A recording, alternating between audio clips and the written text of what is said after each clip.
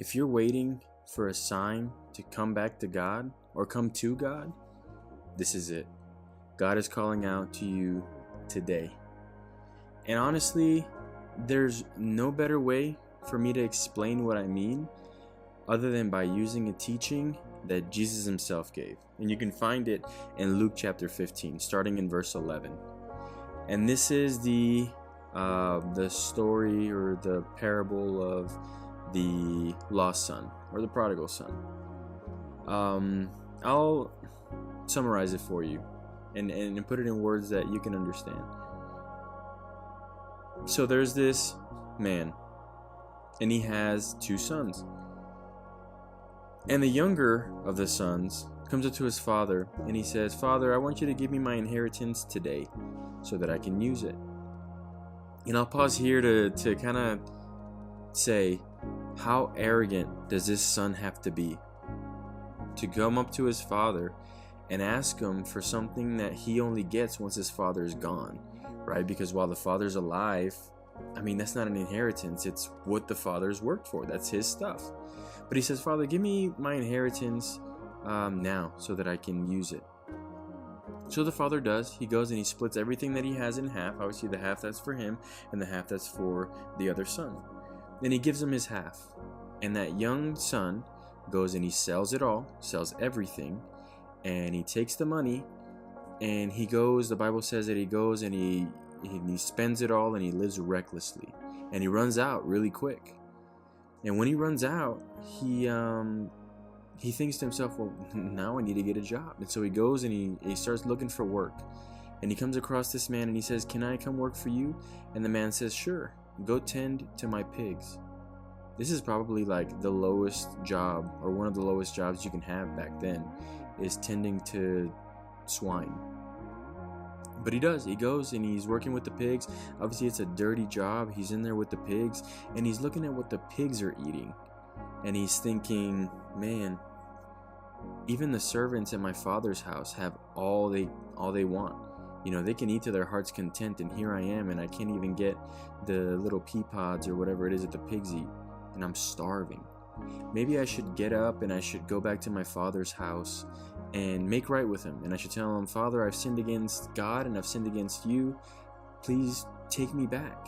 And I mean, treat me like one of your servants. Don't even, I'm not even worthy to come back and being treated like your son. Just treat me like one of your servants and just let me come home. Let me come back, please." And so that's what he does. He gets up and he starts heading in the way of his father's house.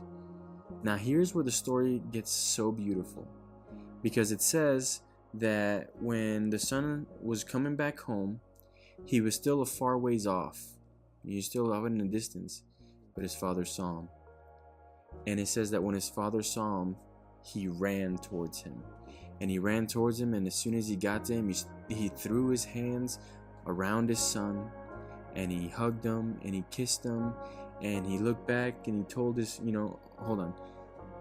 And he threw his arms over him, and he kissed him, and he hugged him, and his son said, "Father, I've sinned against God, and I've sinned against you. Please take me back, but make me one of your servants. Don't even make me your son, because I've sinned too much against God and against you. I was ungrateful," etc. But the father looks back at his servants and he says, "Get the nicest robe that we have and throw it on over my son.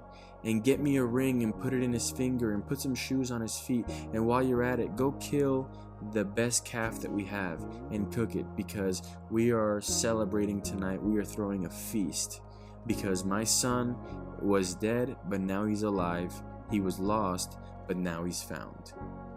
Now there was so much this father could have been angry at. There was so much this father could have held against his son.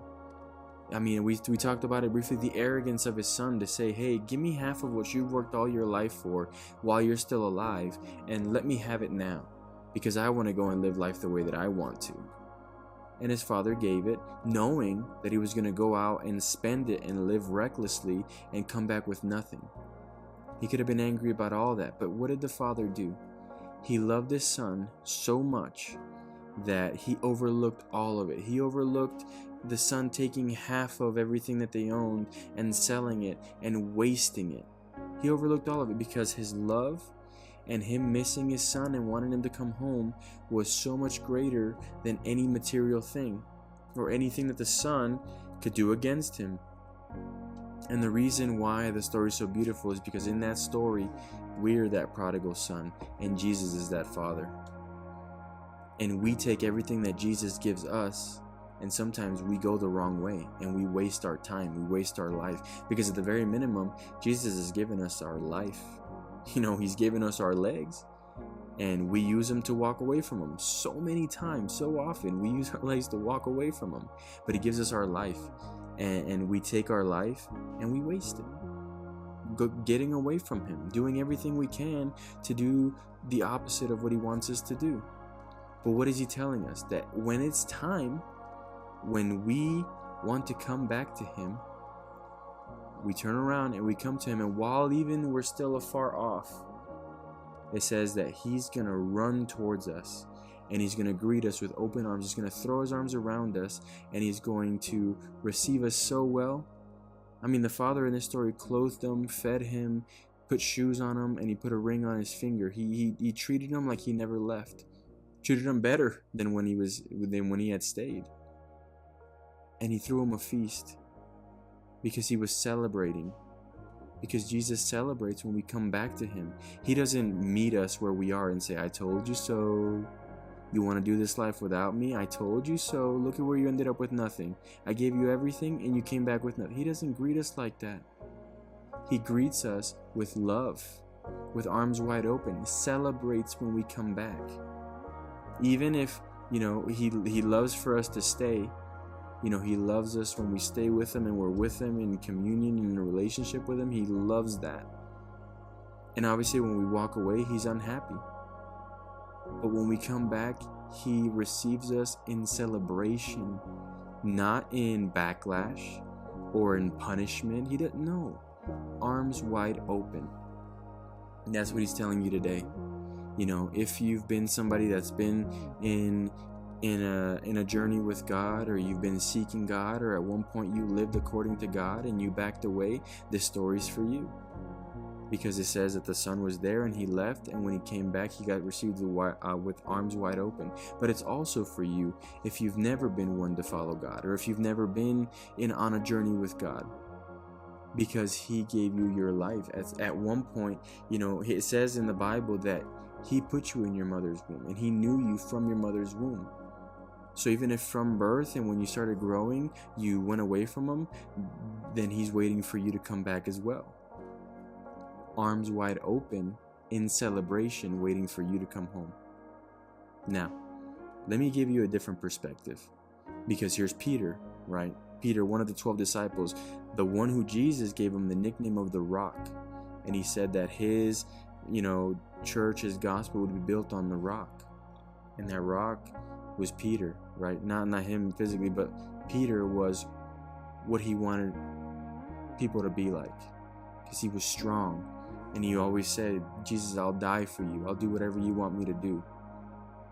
But in this time, when Jesus was about to be crucified, they're eating their Last Supper, and Peter saying, Jesus, I would go to the grave with you. I will die for you. I will die with you. And Jesus looks at him and he says, Peter, before the rooster crows tomorrow morning, you'll have denied me 3 times. You'll have denied that you know me 3 times. And Peter says, absolutely not. I could never. I would never. I would die for you. He says, okay.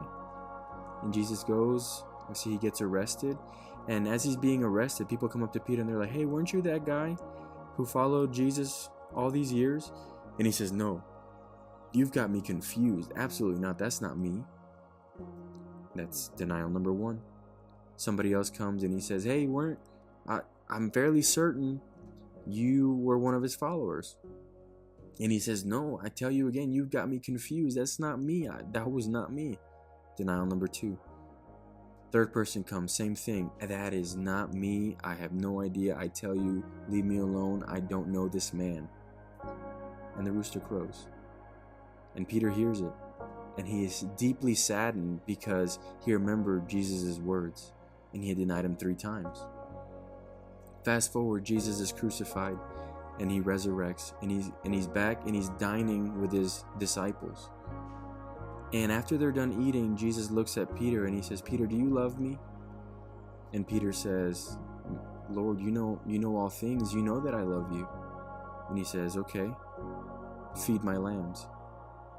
And then he asks him again. He says, "Peter, do you love me?"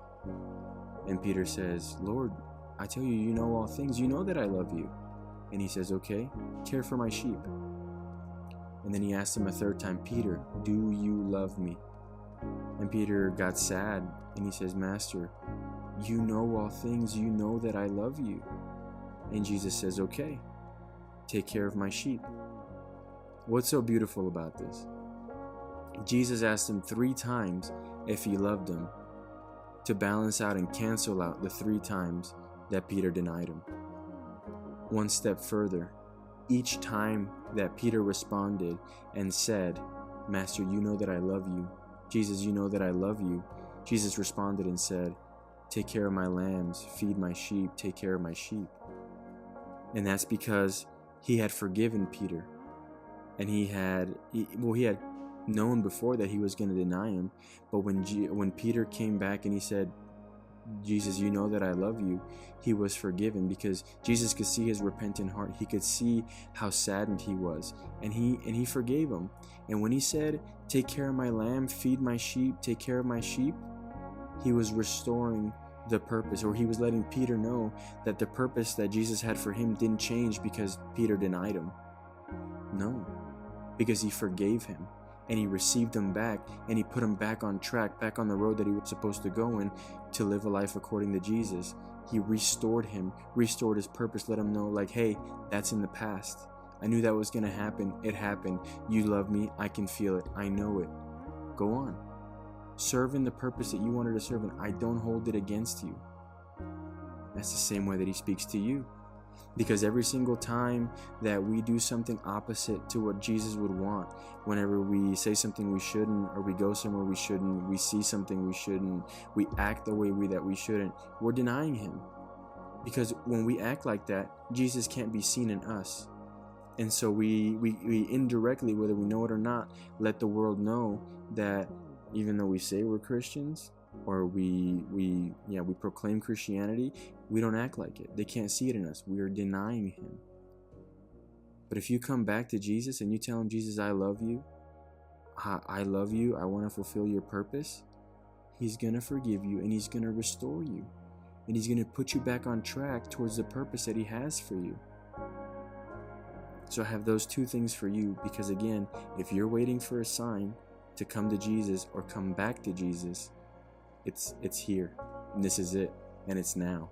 Don't wait. He's not waiting for you to come back so he can tell you, "I told you so," or tell you should have never left. No. Arms wide open, extended, hug, kiss, feast, celebration. Because once you were lost, well, now you've come back, and that's what he celebrates. There's no point in telling you, "I told you so," or anything like that. That does no good. The important part is that you're come back with a repentant, honest, humble heart, and he'll receive you arms wide open, ready to celebrate your coming home. Come home.